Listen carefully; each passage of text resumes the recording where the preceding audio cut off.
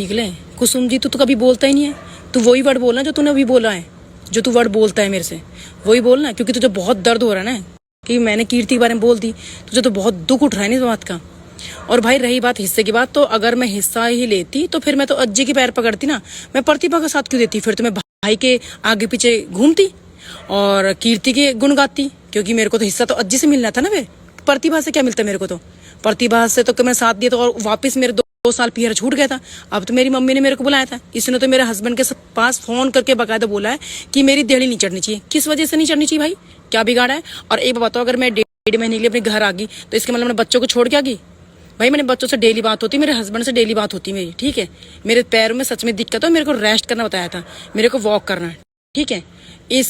इसकी मत सुनो, क्योंकि ये इसकी मत सुनो, क्योंकि ये तो है ही, ये तो जैसा वो बोलेगा ये तो कठपुतला बन रहा है उसका। वो जो बोलेगी वो तो बोल नहीं रही। अब देखा, वो तो बोल नहीं। अरे तू आ जा, तू सामने आ भाई, तू आ हरामजादी, तू सामने आ जा।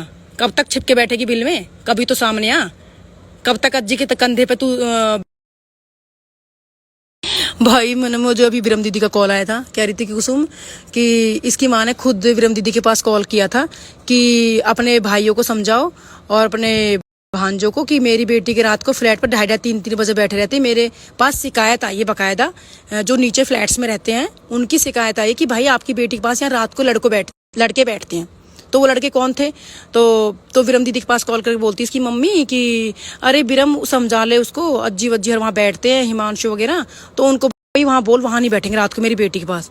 तो फिर विरम दीदी के तू धमका देना, भाई तेरी बेटी है कि मेरी बेटी को तो 6 महीने हो गए मुझे बोल दे, मुझसे बात ही नहीं करती वो तो ये ऐसी औरत है जो अपनी माँ को दिल्ली पटक रखा है और खुद यहाँ बैठती है। और अब से नहीं बैठ रही भाई ये, जब तो कमरा बना भी नहीं है अपनी फ्रेंडों के घर पड़ी रहती थी। किस लिए? अब देख लो तुम किस लिए पड़ी रहती। इसको हमारा घर खाना था, खा गई है। इसने 90 लाख की एफडी मेरे भाई ने मम्मी के फ्रॉड साइन करवा के और तुड़वा दी, ठीक है। और उसके बाद 3-2.5-3 करोड़ की दुकान थी। ये जो मुझसे बोल रहे हिस्सा खा रही है, इसने अपने भाई का हिस्सा खा लिया सारा।